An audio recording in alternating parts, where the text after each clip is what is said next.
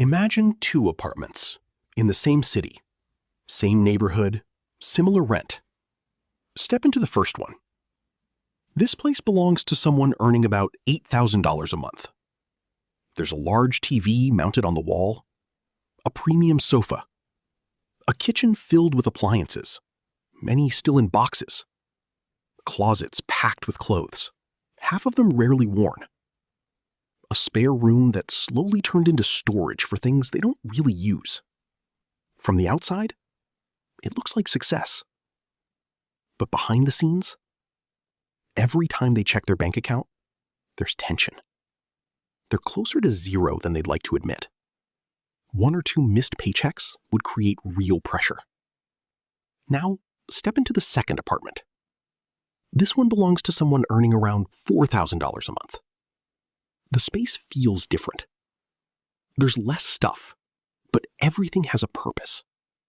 A simple couch, a practical TV, a kitchen with only what's actually needed, a closet filled with clothes that get worn regularly, and the spare room, it's actually being used. This person checks their bank account calmly.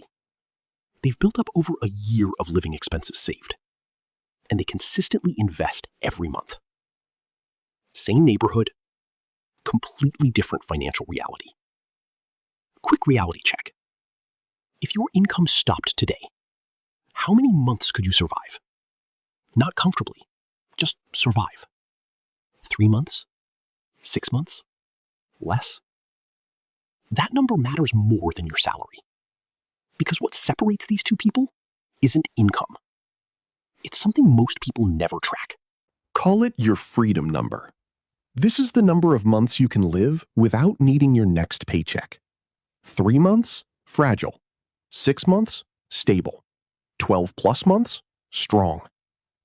Most people focus on upgrading their lifestyle, when they should be upgrading this number instead.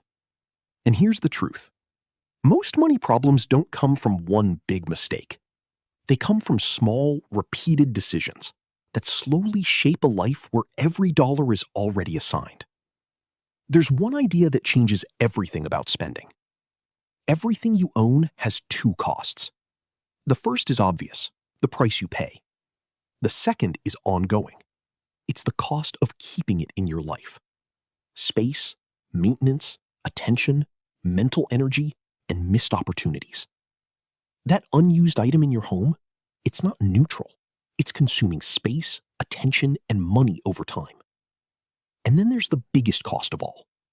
Every dollar tied up in possessions is a dollar not working for your future. Here's another way to think about spending. Stop measuring purchases in money. Start measuring them in time. If you earn about $25 an hour, a $500 purchase represents roughly 20 hours of your life. That's half a work week. So the real question becomes, is this worth half a week of my life? That single question will quietly change how you spend. People who stay financially stable think differently. Instead of asking, "Can I afford this?" they ask, "Will I actually use this enough?" Because value isn't about price, it's about usage. They also ask something even more uncomfortable. If I didn't already own this, would I buy it today? If the answer is no, it probably doesn't belong in your life anymore. A lot of what people own isn't there by choice. It's there by habit, or guilt, or a version of themselves they've already outgrown. Another key difference: they don't upgrade just because they're bored. If something works, it stays. Not because they can't afford better, but because constant upgrading quietly drains wealth over time. And here's something most people underestimate. Every purchase creates a chain reaction. You don't just buy one thing. You buy everything that comes with it. New hobby, accessories. New equipment, storage. Bigger purchase, maintenance, upgrades, replacements. One decision often turns into several hidden costs. There's also a trap many people fall into: lifestyle creep. A little more convenient spending, a few more subscriptions, small upgrades that feel harmless. Individually, They don't seem like much, but together, they slowly remove your ability to build financial freedom. And here's where it goes deeper. People don't just spend money.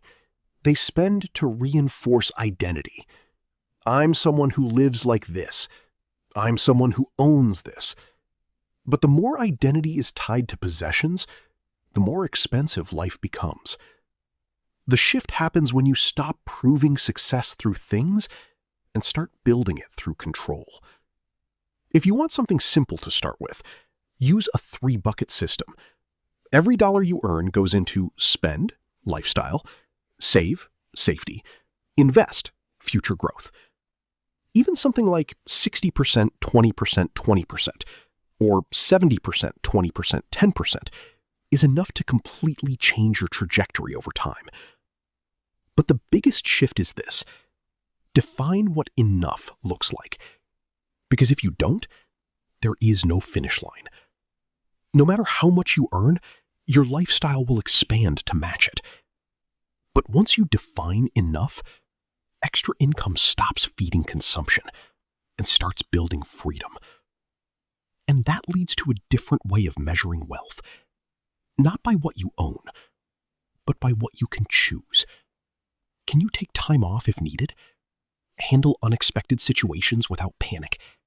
Make decisions based on what you want, not just what you can afford. That flexibility is real wealth.